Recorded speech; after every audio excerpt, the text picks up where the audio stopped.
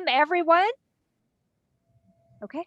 Welcome to the last installation of the book club for Snow in Seattle. Nope, Snow in Vietnam. Whoops. Snow in Vietnam. You have to edit that out now, Amy. Snow in I don't know Vietnam. how. I'm very excited. I guess I have to hit continue there. Very excited to have some of you together. I think all of us were at the very first one. Except for Kathy. Kathy joined a little bit later. Okay, awesome. Yeah. Well, if you all were like me, you couldn't wait to finish the book because you were hooked. Amy has a good way of hooking you into this story. And so there was only 2 days difference between me starting the book and me ending the book. Nice. So it's been a long time since I read it now because that was a couple of months ago. But what I'm wondering is how all of you felt about the book and what fascinated you the most. And I'm going to start just by saying that what fascinated me was I really didn't know much about Vietnamese culture. And I love how you interwove all of these little cultural nuggets into the book. It made me feel like I understood that part of the world a little bit better. I mean, everything from like how food tasted and how things looked. I thought it was really, really fun the way that you put that in there. And it made me appreciate that region in a way I never had before. And then now we'll go to Jenny and her husband. What fascinated you or what did you learn from the book? I was fascinated by the struggles you went through as refugees, because personally, I think we don't know a lot about refugees, and I think a lot of people don't care to take the time into understanding them and having sympathy and compassion for them.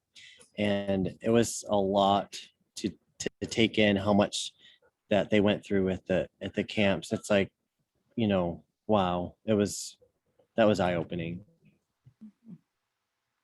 I agree with you. Jenny, what about you? I would echo what Dan said, but also just in terms of writing style. I apologize. My dog is in the background, you guys. In writing style as well, I know that you had switched it to current present tense, and I loved that. I felt like I really was there. I felt like the story was real. I know parts of it were real and parts of it were filled in, but all of it felt so real that you would have a hard time convincing me any of it wasn't. And so I really like that because I know that even though it was a novel in some parts, that you did so much research to bring forth truths that belong to many of the people who experienced what you all experienced. So I had a hard time putting it down. That's great. Absolutely true. I agree with all of that. Stacy, what about you? I think for me, this was actually my second time through the book. I read it for the first time last summer. And I think for me, it was just watching this woman and going through this journey and knowing that she was a real person and had lived through this. And even though some of the parts were filled in, just to know that it just made it so real. And so I think for me, just the character of Snow was really just really fascinated me. Yeah, she fascinated me too. Dee, you're next on my screen. Hi, Dee. Okay.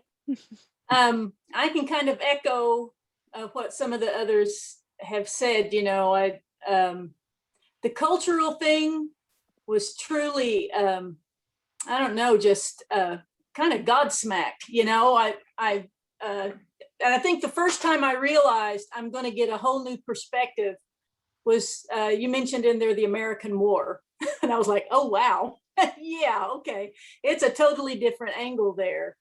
And I'm one of my favorite types of stories has to do with overcomers. I mean, in America, they're all the Rockies, the Rocky story and Chariots of Fire kind of thing.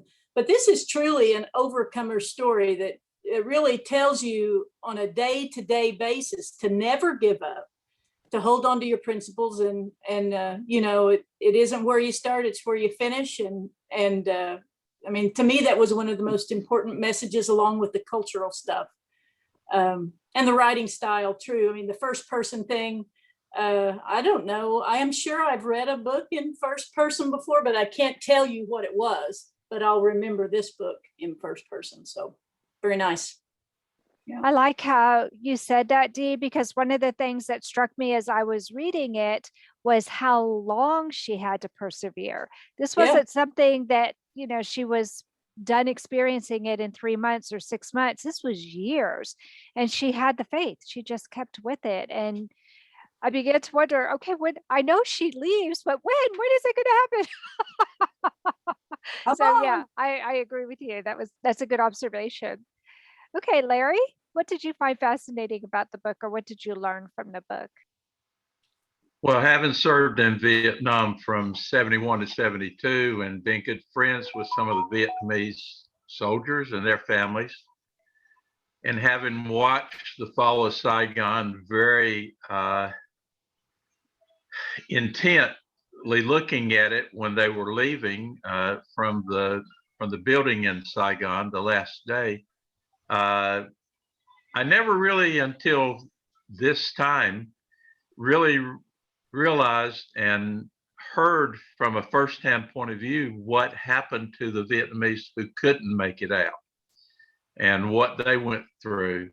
And even having worked with some of the Vietnamese refugees that came into our community, they never talked or spoke about what happened in the refugee camp. And I'd worked with some of the Laotians as well as Vietnamese who had been in the refugee camp. But this brought a different light to it. And I could see some of the struggles and the conflicts that they had gone through. And both in Vietnam after the war, as well as in the refugee camp when they got there. And it's something that they probably should never have ever been put through. They were treated very poorly. And I think a lot of Americans don't realize what they've been through to come to America, and to what they've been through to make a difference in the life in America. Because both of my friends that I worked with went on to become electrical engineers, one of them for NASA and one of them as a civilian consultant to the Fort Bragg Army Base. So, and their sister who went through the same situation is a pharmacist. So every one of them saw a need for education. And that really shows to the character that the Vietnamese people had. Even when I was there and visiting in one of the families in Saigon, the children got up and went to school on their own without anybody ever telling them. They knew exactly when to go. They would leave, then they would come back. And education was something that was very important to them. I saw a Vietnamese soldier at the base where I was every night copying a textbook he had got borrowed from the library, word for word, so he could have a record of the book. He couldn't afford to buy it. So the learning yearning to learn was very important to them, and still is in Vietnam, to the ones that are still there. Interesting. So It's so I thank interesting to Amy hear for from. writing this. Yeah. I thank Amy for writing this book, and especially leaving it in the first person, because you can see the struggles her mother went through. I love it that you actually have experience in Vietnam. When Amy was talking about some of the places that she had been and some of the things that she was seeing, did it bring back memories for you?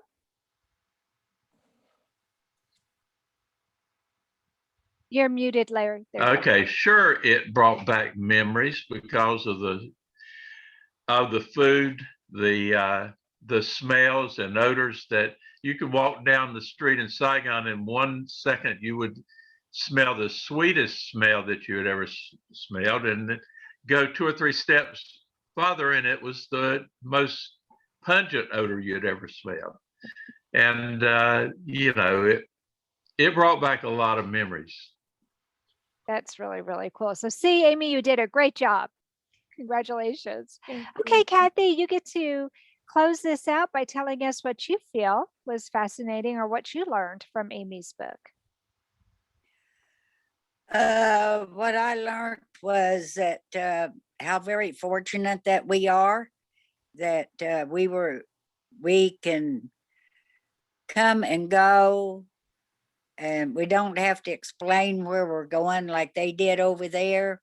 They had to tell everybody, certain people, where they were going, when they was coming back, and what they were doing when they got there and when they got back. And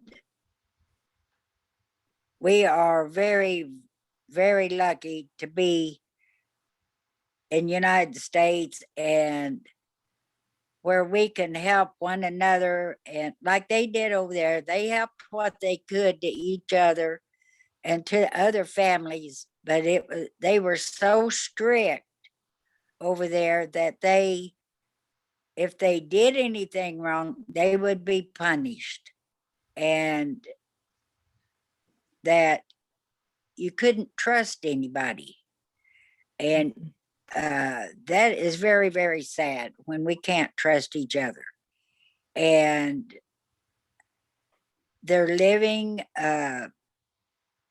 like Larry said, the living was very, very bad. They didn't have places to sleep. They didn't have bathrooms, and they just barely had enough food to get by. Sometimes they only had one meal, and that's all they had, whatever they had. And they were fortunate that they could grow their food, and they ate what they grew.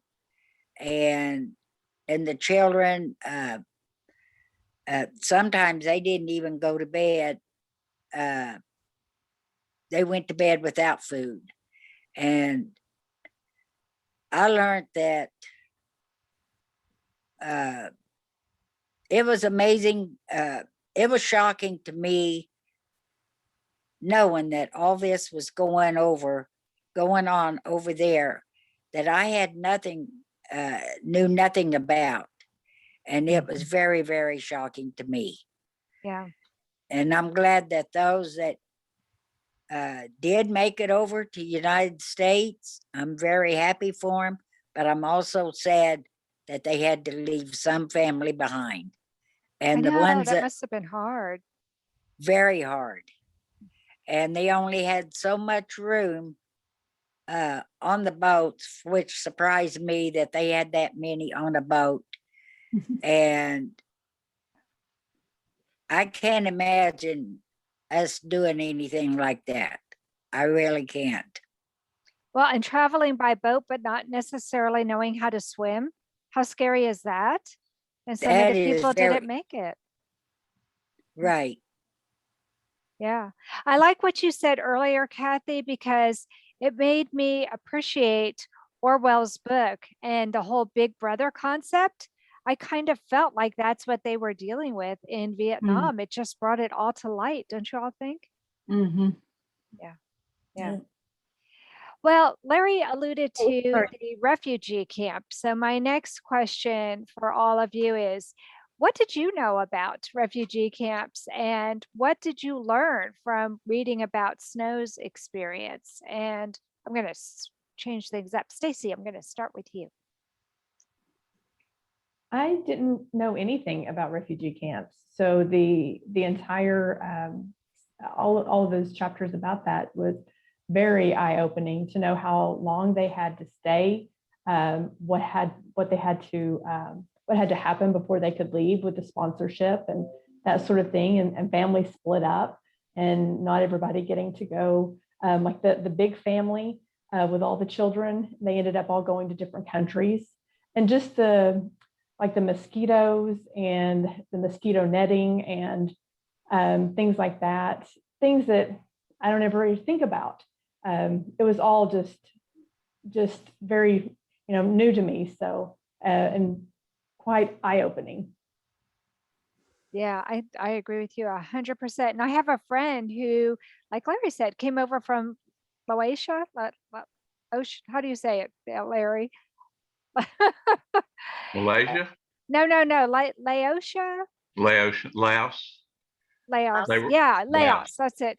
Yeah. And I listened to her give a speech for Toastmasters about the camp.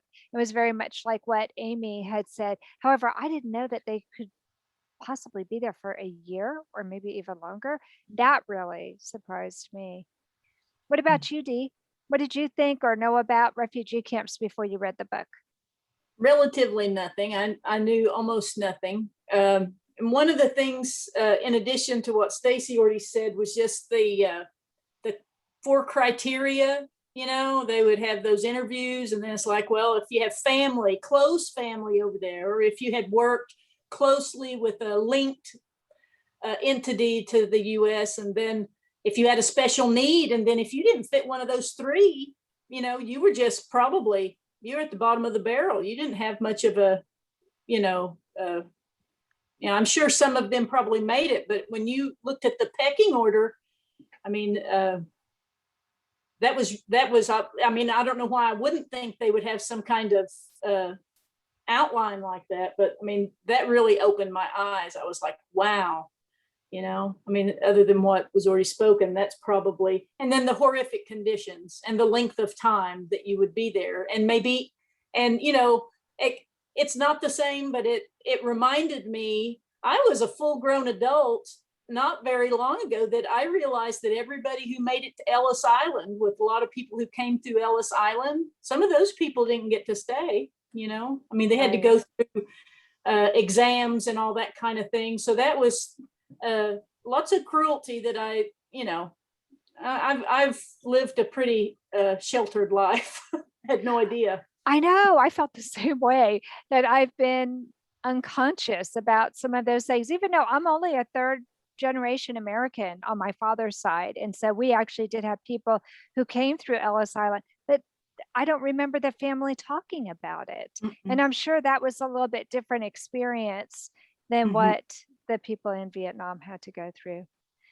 Larry, you already shared a little bit about the refugee camp, but is there anything else you'd like to share with us? I'd like to share a couple of things. And one of them, going back to why they were so readily wanting to escape by boat. Back in '54, after the fall of when the French were there and they divided the country into North and South, I remember sitting on television and also reading a book by a naval commander. His name was Thomas Dooley, who was one of the ones that were picking up boat people and carrying them from North Vietnam to South Vietnam, because they were escaping communism then. And then here, 20, 25 years later, they're having to do the same thing to escape. So that's one reason that they may have been more readily wanting to get away by boat, knowing that they had done it one time previously. But as far as the refugee camps, I was aware that they would pick someone that knew English, and they would try to teach the English to the others so that when they first came, they would at least know a little bit of English. And that's why I got involved with this Vietnamese family that our Cabarrus Baptist Association sponsored.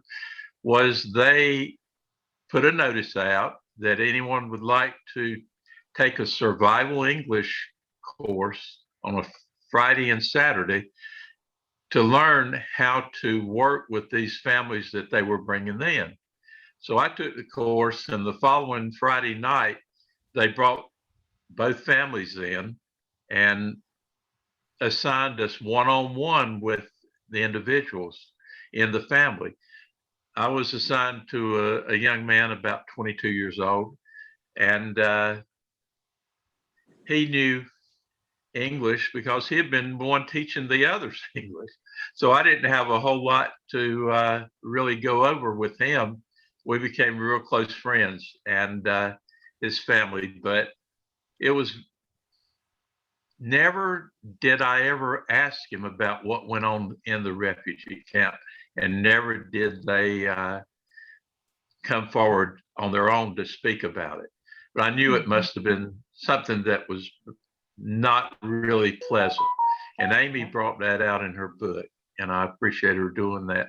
And since I started reading her book, I've been able to contact both of those young men in that family and redevelop a friendship with them again, because they had moved to different places. So That's thank you, Amy, for that awesome. too. Oh my gosh, that's so pretty cool. awesome. And I've been able to talk to them now a little bit about what happened to them, and they've been a little more willing to speak about it. Oh wow. That makes Well, it helps to And have I that little think- bit of understanding. Yeah, and I think one reason they don't like to speak about it as much, and they're more silent about everything, about even being boat people, is because, from what I was told, they're communists that mingle with them to come in here to the U.S. to keep following them. So That's uh, scary. yeah, but Wow. There is and that that's paranoia for sure. yeah, Um, right. I mean, Absolutely. I'm paranoid. Like, I don't know if I will ever go back to Vietnam, because not that I'm some, world famous author or anything, but they have their ways of knowing who you are when, when you left, when you were born, and the many times you've traveled back. And if there's some way for them to understand that I wrote 3 books, that don't put our country in the best of light, that could cause problems at the border or at immigration. So Oh I'm a little wow. leery also of going back to Vietnam because I'm scared of the government. That's Well, with it- understandable. Yeah. Internet, anybody can look that up. It's Yeah. true. Yeah. Kathy, did you learn anything special about the refugee camps by having read Amy's book? And if so, what? Well, I agree with Dee and Stacy that I had no idea that they had refugee camps over there, and that they had so many in that camp, and the living quarters was some places was good, some places wasn't. Some of them slept in tents, and some of them stayed in a house or kind of built like a house. They had bedrooms, had a bed in it and everything. And also, I agree with Amy that I often wonder if they come over here, like Larry said, that the communists, I know where they know about everything, not only over there, but here. Some people are frightened because we have hackers and this and that, and they're always somebody. We don't know where they're from or where they come from. There's always somebody watching. And I kind of agree with the rest of them that it kind of scares me, because if I go out there, I don't know who I'm going to run into. Who's this person? Where'd that person come from? In a way, we kind of live in fear as they do, but I was surprised about the refugee camp, and I didn't know anything about it, and I was kind of surprised. And also, if you had some kind of a background, like working in pharmacy, or if oh, I forgot her name already, could speak English, and you had that kind of a background or math, that you would be the one be pointed out to where you were going. So that way, when you go like to Seattle or to another state in the United States, you would be put in that program to where you could teach English, or you could teach math, or be a doctor or something like that. I thought was amazing, because they had education over there, for which I didn't know that they had education. Some had very, very good jobs over there, and they lost them. Yeah. And now they can come over here and they can keep up that practice. But I was really amazed about the camp, because the refugee camp, and the children and the men and women in there, I had no idea. And like you said, Anna, that some of them, if they didn't make it, if they didn't meet the requirements, they would just have to stay there for a year, or what would happen to them? Yeah. Get sent back. Yeah. They said. That's a scary thought too, to make it that far and Yeah. then to be told, I'm sorry, you can't go any further. Yeah. And then they've been labeled that they tried and they didn't make it. Yes. Coming back. Yes. Yeah. Yes. Yes. Yeah. Jenny, what about you, my friend? I would say that, I mean, certainly we knew a little bit about refugee camps, but also not the extent of the things that would go on. So we were not familiar with, I think it was what we learned was that, you know, once you were in a refugee camp, you had all of your needs met on the basic level. And so it was very eye-opening to see what basic needs were not met, and how stressful of a situation it was. Also, you know, well, I can't speak for Dan, but I know I also wasn't aware that you might not know where you were going to get status, that you would be able to kind of choose where you'd be going to some extent. And that really wasn't the case. Yeah, I didn't know that part. I didn't know that either. That really surprised me when they said, oh, Australia, the United States. I'm thinking, wow, there's a lot of distance between those two places. I had no idea that it was like that. So yeah, that I felt the same way, Jenny.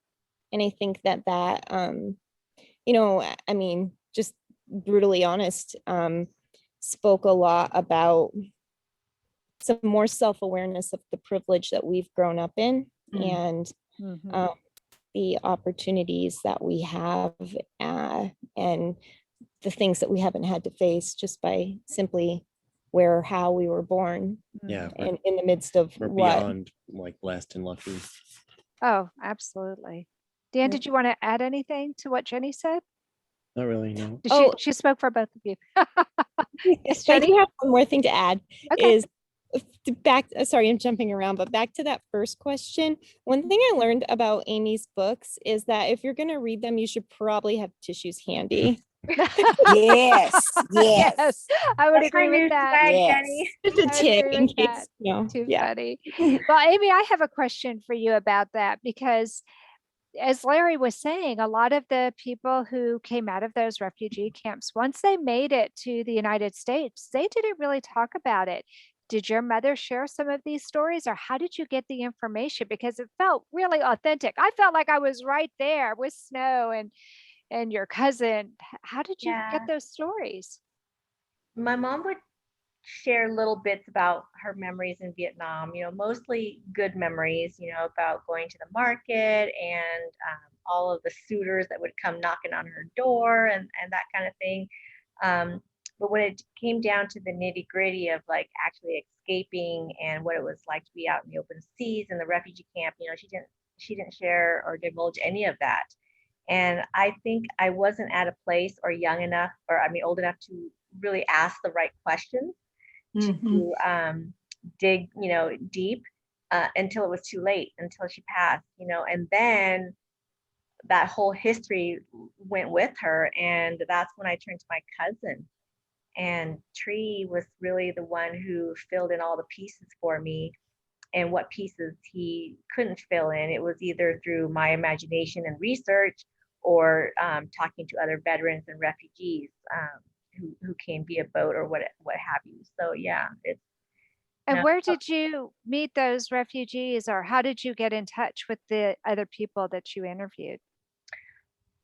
it's just people that I've known over the years. My mom's friends' kids, for example, or even directly with my godmother, my cousin Tree's wife, and her side of the story, and her family side of the story. So, and I've had, I grew up with some friends, obviously, who were Vietnamese and who came from a refugee background.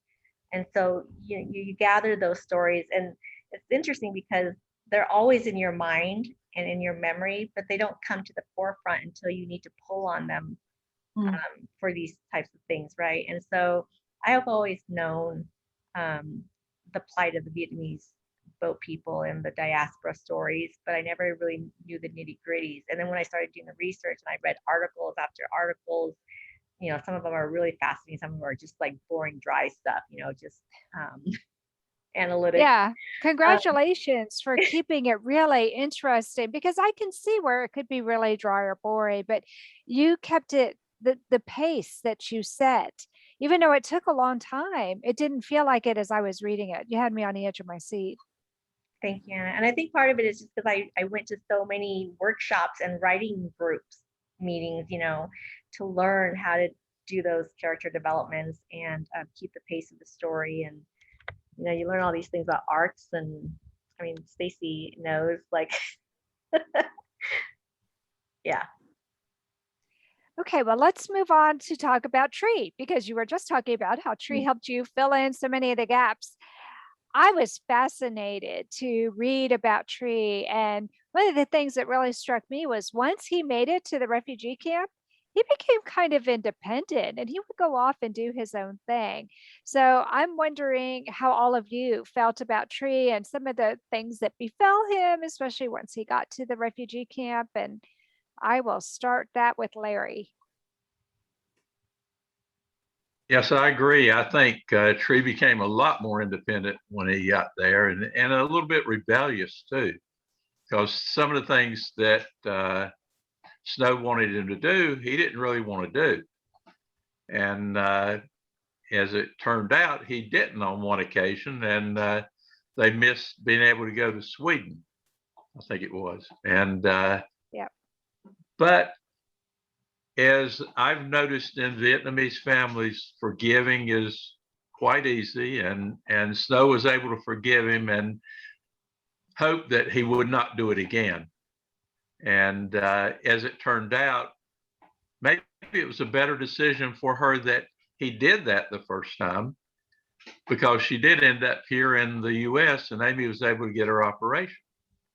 And but I think another thing, and this goes back to the refugees in total, all of them have different experiences. They all came from different areas of Vietnam, some from the city in Saigon, some from the Delta, and some from up north near Hue or Dalat.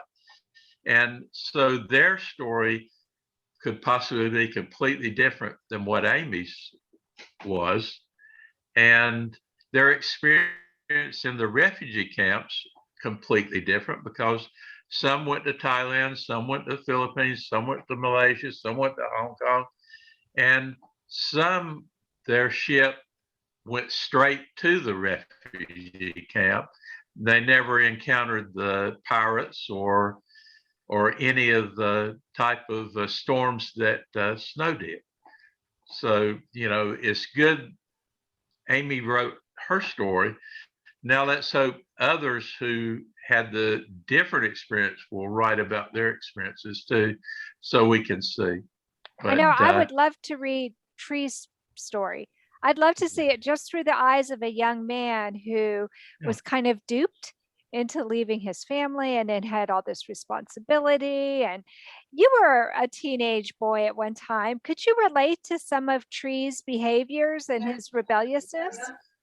I think all of us can, because we would rebel from some of the things our parents wanted us to do, and not do what some of our aunts and uncles wanted us to do. But in the Vietnamese family, families are kind of together, and the family members take care of each other. And that's what Snow did in her book, taking care of her family and making sure they were okay before she left. The same way her uncle let Tree go with her, and aunt let Tree go with her, knowing that he was raised in that same situation, that he was going to take care of Snow and Amy.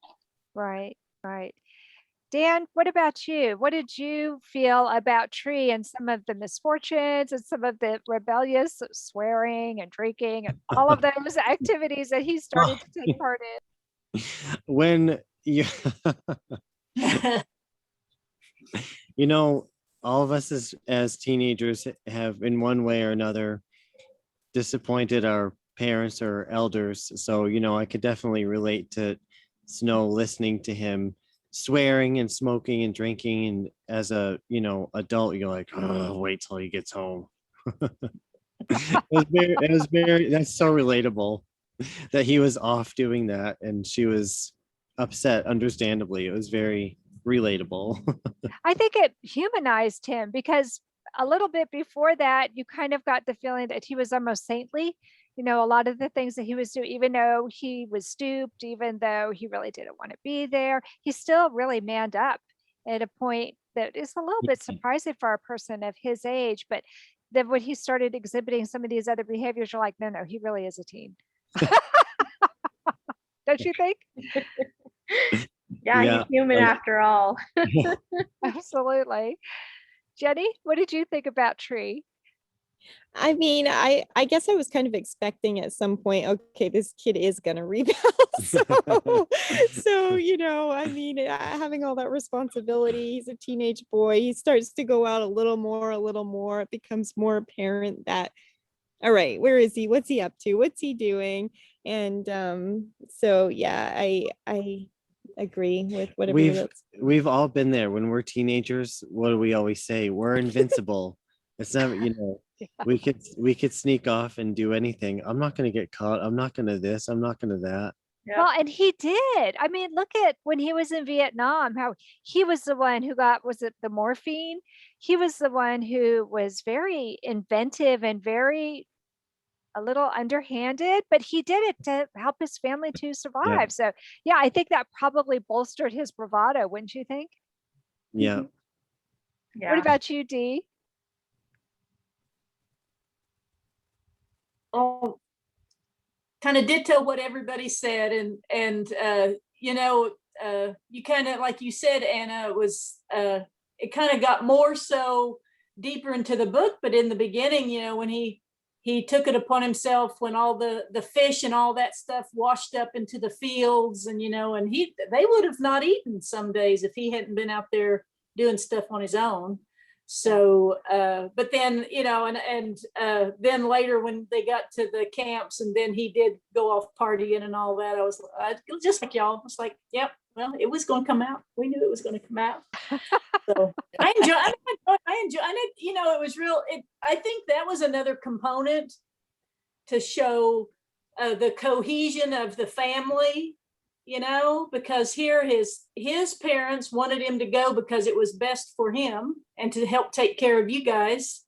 He didn't really want to go. He didn't understand, you know, he wanted to go back, and they were like, well, you know, your parents sent you, your parents want you to go. And once he realized that, you know, the kind of the deck had been reshuffled a little bit, then, you know, I think those cultural ways just kind of carried him forward at a time when he really didn't want to.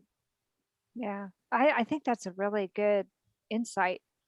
That's a really, really good insight, Dee. Yeah. I think Tree also maybe in a way self-sabotaged himself. He's already angry and he doesn't want to be there. And so he's going to go out and just do willy-nilly whatever as teenagers do, asking for trouble, asking to be, killed or caught or whatever. And just letting wherever the chips fall, because at that point he didn't care anymore. But I think it took the malaria and the bug bites and just to reevaluate, okay, life is precious and I got to get my shit together. And then he was on board, I think. But sometimes it takes something like that to slap you around a little bit. Stacy, did you have anything you wanted to add to? I saw you nodding with it, everything that everyone was saying. Yes, I agree with everyone. The only comment that I could make is that the way that he just didn't care if he got caught. I have always been afraid of getting caught, of authority. So I just can't imagine that at all. I'm with you, Stacy. I was the cautious child. My sister was a rebel, and I am in awe of people who can behave like he did. I never would have had the guts to do it. So I'm totally with you. Kathy, was there anything you wanted to add to our conversation about Tree? Well, he did good things, and I think that the reason he went and did what he did, that he didn't think anybody would notice, that he didn't care, like they said, that he didn't care if he got caught or not. He was going to have a good time. He didn't want to be there. He wanted to go back home. So he didn't care. So he was going to do what he did, regardless what anybody said. And then when he came back, well then, and Snow had caught him, he didn't know what to think then. But I think he was just a typical boy that, like all boys do, and sometimes girls, we figure we ain't going to get caught. Nobody's going to know anything about it.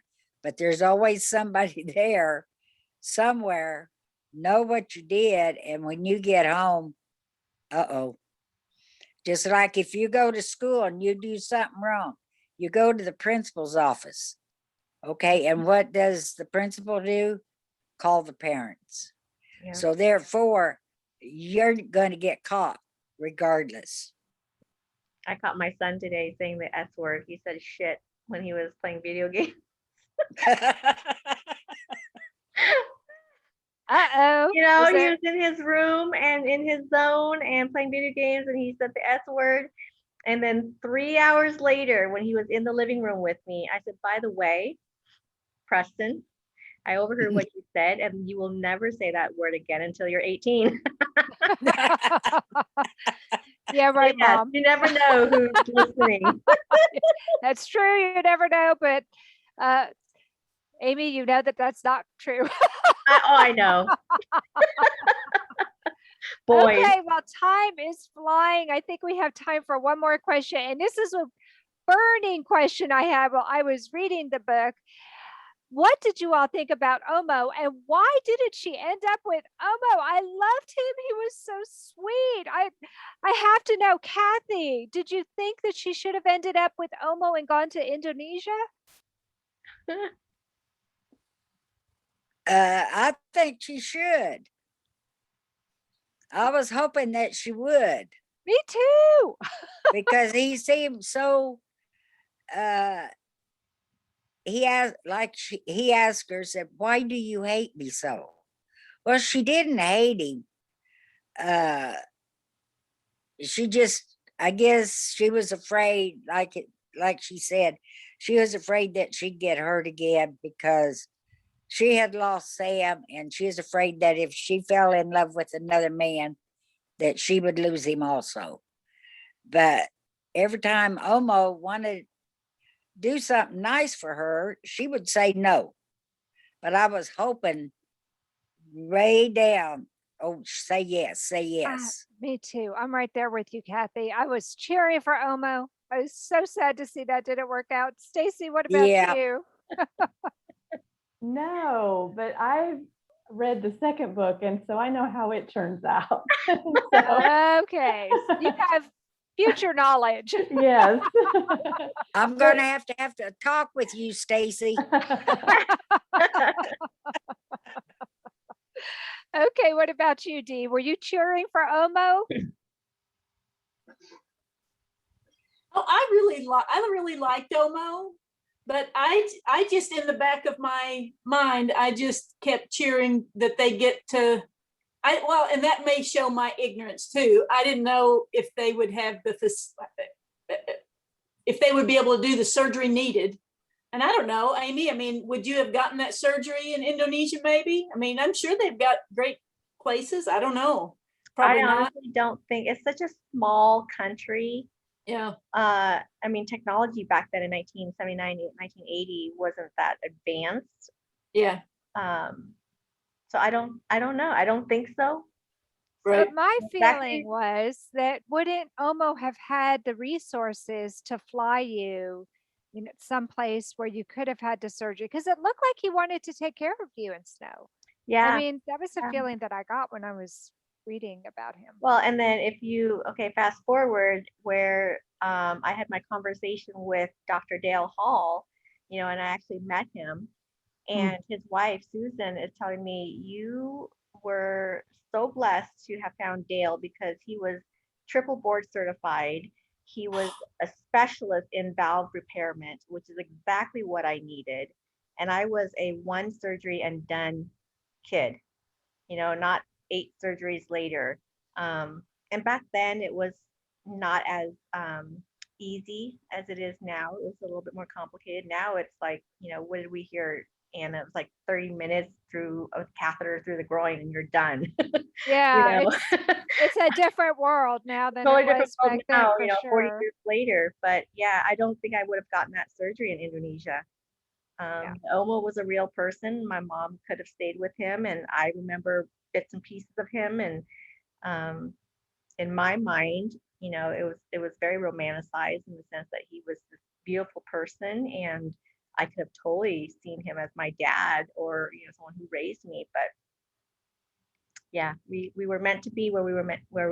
And I kind of thought, I mean, throughout what we've already seen, I just knew that he was a great guy, but I figured your mom would find somebody else in the US. That's what I thought. Let's get the surgery, then we move on. Yeah, right. One thing at a time. What about you, Jenny? I know that you're a bit of a romantic at times. Were you cheering for Omo? And Tree liked Omo, so there was that too. Well, I mean, I have to say I felt a little bad for him when, it didn't work out in the way that he had hoped just at that last moment before she boards. But it was such a nice touch to the story. I didn't know if it was real or not real, but had suspected it probably was an actual part of Snow's trip over because such is life, right? When you've ended up where you need to end up, that you've made the right and best decision, you see the outcome of those decisions, but there's always that, I wonder what it would have been like if, and so he's kind of, at least as a reader, I wonder what it would have been like if. Yeah, totally. Dan, were you cheering for Omo? I mean, I I want to don't know how think, many of us were cheering for Omo. no, I wouldn't say I was cheering for him. I certainly wasn't against him. He was a great guy and wanted to help and did help. Thank God for him helping the ways that he did. I mean, naturally it's sad to think about his disappointment, but it's only just because she said, yes, I'll marry you, and then it didn't happen. So of course, you're going to feel a little for the guy because he's going to be disappointed. Yeah, I think he genuinely loved her and loved Amy. It seemed like he really bonded with the whole family, and that's why I think Tree was all for it as well. Larry, what about? Oh, I'm sorry. He redeemed himself too for his initial bad behavior, and he seemed to have like an actual remorse and regret, and he spent like every ounce of his existence there for a bit, Making trying to up make for up it, for yeah. it. Yeah. Yeah, absolutely. What about you, Larry? What did you think of Omo? I felt kind of bad about him, that the way it ended for him with Snow. But I know the closeness of the Vietnamese family, that her main reason for escaping Vietnam was to make sure that Amy got her surgery. And this was secondary to it. She had maybe two questions about Omo. Was one, can I trust him? Because what has he done to other women before, or what will he do later? And he also knew where she was going. So he had that information. So deep in her mind, she may have felt, well, I'll go try to get Amy better. And then if there truly is a relationship, he will get in touch with me somehow in the US. I wondered Right. about that, Larry, because he did seem so knowledgeable. So I Right. wondered if he would try and reach out to her later. Do you know if that And happened, Amy? Did he try and reach out to her later? Can I say read book 2? Oh no! Yes, it's on my nightstand right now. So and I haven't read book 2 either, so I don't okay, know Larry, the answer. we'll be in the book study for book 2, and we'll have Right. some of these questions answered. Right. I know Dan has read book 2 and Stacy has read book 2. So anyways, it'll They're be, future moderators, yeah. right? What is the book 2? It's called Snow in Seattle, and actually there Oh. it is. It's behind me. There you go. Look at that, Anna. Well, I got in touch with one of my libraries out here, and they didn't have it yet, but I went, she put me on library loan. So I'm hoping to get a phone call soon. That's great. I hope so too. But you can read it on for free on Kindle, and it's about after the Galang refugee camp and how they ended up in Seattle and what their life was like resettling as refugees in America. And there's Okay, I'll look that up. yeah, there's some. Thank you, Amy. You're welcome. Well, and we didn't give Kathy a chance to talk about Omo, I don't think. So Kathy, how did you feel about Omo? And especially the fact that Tree seemed to also care for him. And like Larry said, she did say yes. I think Tree had an ulterior motive though. Let's hear about that. What do you all think was the ulterior motive? So that he wouldn't have to be the man of the house anymore? That's what I was wondering. So they wouldn't Well, have to I'm leave. thinking if they got to stay on Indonesia, he could be closer to his family, and it would Yeah. be a much easier journey home. Yeah. Yeah. There's definitely that too. Yeah. Yeah. And like he pointed out, there was no guarantee that Dolly was going to make that trip to another country, given her medical situation. Yeah. There were a lot of uncertainties. That's the one certainty, was that there were a lot of uncertainties, and there were so many questions yet to be answered. That was one of the things that I liked as well, Amy, is how you did have real closure with the book, but it left us wanting more. We wanted to know what was going to happen next. And that was totally unintentional because I didn't plan on writing book 2 or 3. It was, Really? I'm glad you did. it was supposed to be Snow in Vietnam and then done, and then either go back to the corporate world and work full time, or write another story, independent of. So what here I am. changed everything? What changed everything was those who read Snow in Vietnam demanded to know what happened next. And, they wrote these reviews, or they reached out to me and said they loved it, but they want to know what happens next. And so I tabled everything and decided to give them what they wanted, and I'm glad I did, but it was definitely not in the cards. So it's So so was weird it- how- We're glad that you did. Was it easier to write snow in Seattle than it was to write snow in Vietnam? Yes, because there was less research to be done. It wasn't as historical, it's more women's fiction than historical fiction. And whereas Snow in Vietnam was more like, 75, 80% true, Snow in Seattle was more like 50, 60% true. And so a lot of it was my creativity.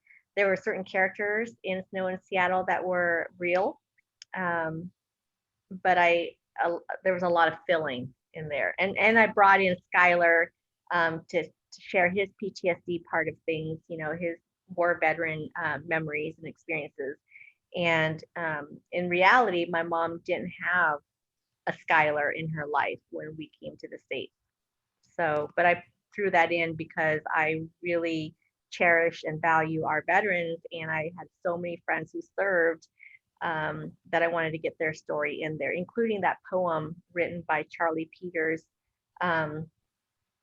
He's a real person. He's actually a fan who read Snow in Vietnam and reached out to me, and we became friends through that venue. And he shared me all these poems that he had written to get him through his PTSD. And so when I wrote his poem into that book, it's all him. I'm surprised that the second book would be a smaller percentage of truth than the first book.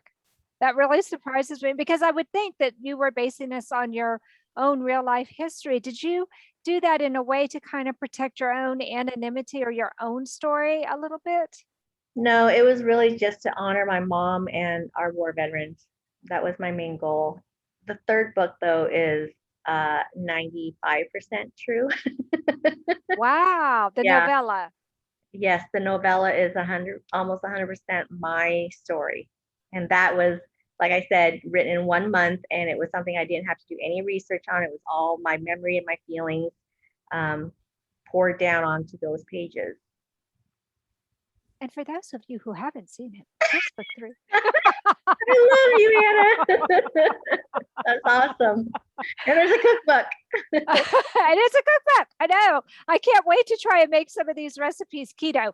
And I'll be sharing with you when I do that. I haven't had a chance to do that yet, but I just bought some cauliflower rice that I'm going to try and substitute for the other rice in the book. I mean, in some of the recipes. So we'll see That's how awesome. that works out. So, okay, one last question. We have 2 minutes to go. So it has to be a super quick answer for everybody. What did you like best about doing the book study? And if you could change one thing, what would it be? And Kathy, I'll start with you, sweetie. I wouldn't change a thing. The reason I liked it, I love being on Zoom and meeting other people from other places. Like I didn't know Amy and Dee and them is only 2 hours from me. And I didn't know that. Oh my goodness. And I've known Stacy when I moved to Rocky, Oklahoma. She was my neighbor. And I enjoy meeting other people from other states. It feels like we're family. We're all It together. does. I love that comment. Okay, that was awesome. Larry, what did you like best? And what would you change if you could change something? I kind of agree. I enjoyed meeting all the people that have attended, and I wouldn't change anything about the study. The questions are make you think, and the answers are informative. About the last section that we just talked about, one question that I would have was, anybody surprised that there were romances in the refugee camps among guards and the people there? Our church sponsored a Laotian ministry, and we had a lot of the people that escaped from Laos coming. And one of the young ladies, they had been in the refugee camp in Thailand, and her boyfriend and future husband was one of the people that worked in the camp as one of the guards or something. And so they both were attending the ministry there at our church. And so it didn't surprise me that Snow found somebody in the refugee camp. I love it. Awesome. But I've Dee. really enjoyed the book study and meeting Good. everyone too. Yeah, And I being think able to get that's to fun. know Amy better too as well. I know it's not every day that you get to meet the author of a book, of especially of a story that you really like, and that you can ask some questions that maybe came up while you were reading the book. Most of us never get to meet the author and ask those questions. I think that's probably my favorite part of the book study. Yeah. What about you, Dee? And I appreciate the time that she's taken to be here every week. Time. Yes. Yes, Yes. yes, that is I really appreciate awesome. you all. Thank you. Yeah, well, I think those last couple of things would be what I would say. I mean, it's the commitment that Amy shows, you know, to the book study, but not just to the book study, to all facets of what it takes to do what she does. I think her commitment shows throughout. And just the fact that I was just sure that Dr. Duck, I know I said that wrong, DUC, I was sure he was a real person. Just to be able to find out, you know, the real stuff and the stuff you created was a lot of fun for me. So anyway, hats off. Awesome. And what would you change? Oh, I don't think I'd change it. Look at this. Nobody wants to change anything so far. Let's see if we get some pearls of wisdom from somebody else. Stacy, what about you, sweetie? I agree with everything everyone said, and I wouldn't change anything. I really enjoyed hearing all the different perspectives because everybody is coming at it from different viewpoints and places in life and different experiences and backgrounds. And I just really enjoyed hearing all of that and learning more from everybody. Yeah, I liked that too. Okay, Dan, I'm going with you next. I'm saving Jenny for last. I liked meeting all of the people that I've met on Zoom, and it was amazing to speak with Amy and hear what she had to say about her own book. And I wouldn't change a thing. Okay, now Jenny, what did you like best, and what would you change if you could change anything?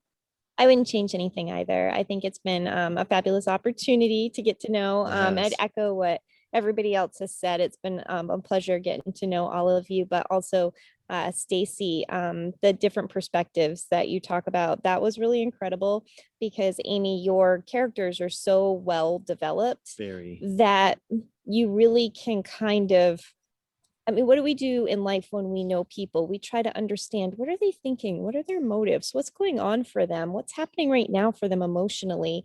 And we all come away from your characters going, and you know, you being able to fill in the final pieces that we wonder about is kind of really cool. Yeah. Yeah. So did all of you think that doing it was about 3 chapters each week, that was a good amount, or do you think we should have done a little bit more? How did you all feel about the pace? I think the pace was really good. was good. Amy has small chapters and it makes it easy to kind of We dissect. could keep up with it. Yeah, I like that too. I agree. Okay, good. Okay, so Jenny, when are we going to be doing a book study for your book? You knew that was coming, didn't you? Yeah, Jenny, please. I have to get some tissues like Amy's first. That's okay. We'll warn everybody. Do not attend without tissues, or do not pick up this book without tissues. We should do it in the fall. Like, give us the summer to read it, and then in the fall, like, dive in. And then when the weather's gloomy, we'll really be depressed. And you could be sitting in front of your fireplace. You'll have a fire roaring in the fireplace, and there'll be snow on the ground in Maine. We got to do Dee's book. Dee's publishing her book on June 24th, and so yeah, I love these book studies. This is so much fun. Oh, well, congratulations, Dee. Well, you guys have been so much fun to be the moderator for. Thank you, Amy, for letting me be your moderator and starting you off and closing this book study session. This Well, has been thank you, so much Anna. fun for Thank me. you, Anna. Thank you, Jenny, Dan, Stacy, G. Like you all were moderators for me. Before we close out, I want to do that little giveaway. So, anyone I have who's one present, suggestion, Amy. what's I have that? one suggestion, What? that Yes. we all get together when the book is made into a movie, and we Yes. all do a movie review. Oh my of it gosh, that's a together. great Larry, I'm going to hold you suggestion. to that. Oh my gosh, So that's if such a anybody great knows any suggestion. producers and screenwriters, because I don't, let's make it happen. Oh, actually, I do know a screenwriter. There's a book group that my son belongs to called the Slug Tribe. Have you ever heard of this group? You Did I told tell me you about it about that. before? You told me about The, that. the woman who runs the Slug Tribe is a screenwriter. Yeah. So I maybe actually know some screenwriters, but they're also expensive. And I've got my own tool to write my own screenplay, but I just haven't dabbled in it. It's a license for Final Draft. But you know, there's that, and there's the audiobooks, and there's book 4. Like, there's just so many things going on, right? But yes, let's make it into a movie or a musical. I don't care. Let's just get it out there. But anyways, okay, so the if you watched that video that I posted a few days ago and you wrote down all the books that I showed or mentioned, that we're doing a giveaway for a summer reading basket of prizes. Now, since I don't have my list with me, what I'm going to do is ask you how many books did you write on your list? Anybody? Nah, I wrote 7. 7. And Dee said she's got 10. Okay. Anybody beat 10? Dee, what are your 10? We're gonna record this, so we're gonna. Oh, Stacy has 10. Okay. Let's bounce off each other. Go ahead, Dee. Mute, unmute. Okay. And Stacy, you Uh, can check your list to see if this is the same. House of Sticks by Lee Tran. Things We Lost in the Water by Eric Nguyen. Carlos Castaneda's A Separate Reality.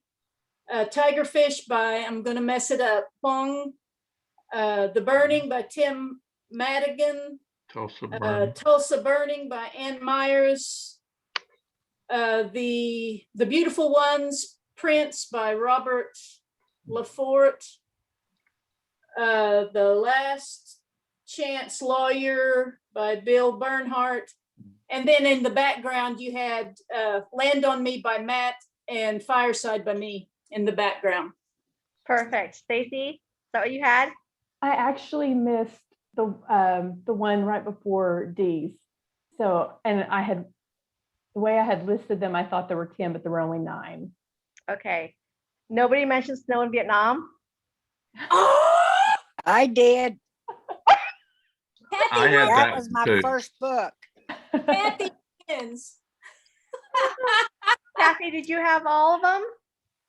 I've got them all. I've got Snow in Vietnam with the snow on the cover. Tiger Snow. I didn't understand about the cover, but Tiger Fish with the boy on the front.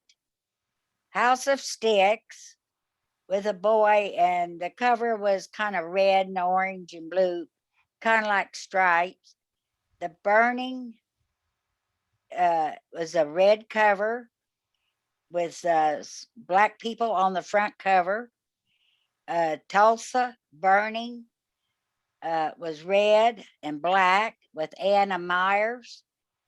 And Prince of the Beautiful Ones with a tan cover. The Last Chance of a Lawyer. It was brown color, kind of tan. And it had a statue on the cover. And Separate Reality, I have As Your Mother.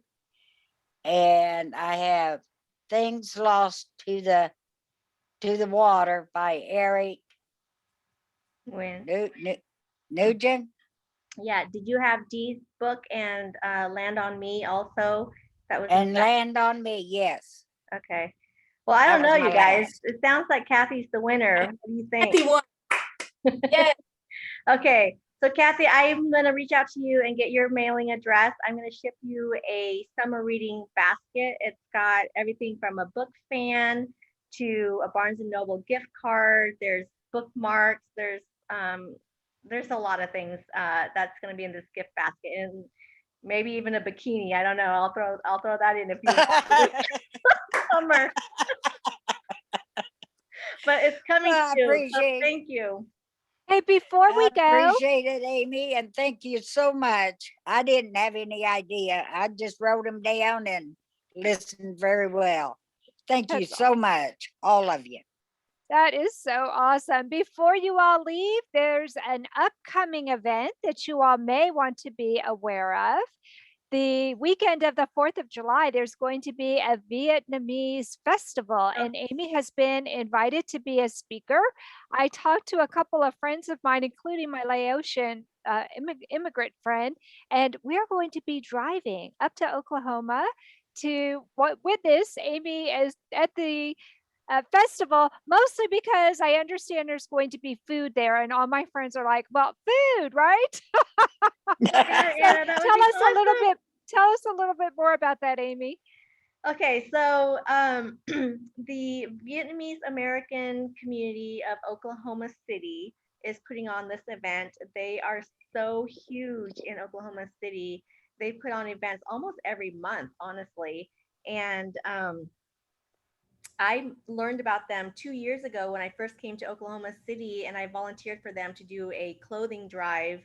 Um, and I was there to help pass out clothes to, those who needed. And since then, I had been just kind of peripherally keeping in touch with them. Well, just out of the blue, which Anna, I was supposed to go drive down to Temple, Texas to be with you and Frank that weekend. But out of the blue, they reached out to me and they said, let's get you in front of the Vietnamese community in Oklahoma. Like, why haven't we done this earlier? And I was like, yes, let's do it. And then they threw the cherry on top because I was like, no, I gotta first, figure this out. And I really have been meaning to go to Texas to be with you, Anna. And but then they threw the cherry on top. They're like, oh, Don Ho's gonna be there. And I was like, oh. So you don't know who Don Ho is, but he is a famous Vietnamese singer. Well, we know now, but we were all thinking it was the Don Ho who died. Yeah, not the Hawaiian Don Ho that died years ago. Because Frank said Don Ho, I didn't know he was still alive, so we had to look it up. Well, I had to clarify too. I was like, you're talking about the Don Ho that is still alive, that's in the Vietnamese community, not the Don Ho that's Hawaiian that passed away, right? And he's like, yes. But he's someone that I grew up with, and I've always been, a fan. And so he's only 4 years older than me, but I feel like he's like I was just a little kid when he was, big. Anyway, so I'm excited to meet him. And this is a great opportunity to connect with my community here in Oklahoma. So yeah. So for any of you who are within driving distance of Oklahoma, let's meet for real in person. Please. It would be so much fun. Yes. Yes. And it's July 2nd that you're going to be speaking? Saturday, July 3rd. July 3rd? It's from 5 p.m. So it's an evening event. It's kind of like a night market. And I think we talked about a night market a couple sessions ago. But yeah, it's a night market, and food and vendors and prizes, raffles, performances, entertainment. So yeah, just come check it out. And if anything, just come meet me and actually see me in my ao dai, because I don't wear ao dais. And yeah, I'll be very, very Vietnamese on July 3rd. That is just awesome. So I hope I will meet some of you all in person. And Amy, I can't wait to see you as a speaker. I know you'll do a great job just having watched you during these book sessions. Oh, Anna, I'm so excited that you're coming up. And thank you all again for being a part of this book study. It's been an amazing ride since April 11th. And, who knows? I mean, maybe we'll do one for the second book. But until then, let's think about Jenny's book and Dee's book for a book study. I would love to be a part of that. That sounds great. Well, I need to run. All Bye, right. everybody. Thank you, everyone. Bye. Have a blessed Bye. Thank you, night. Amy. Talk to you soon. Hey,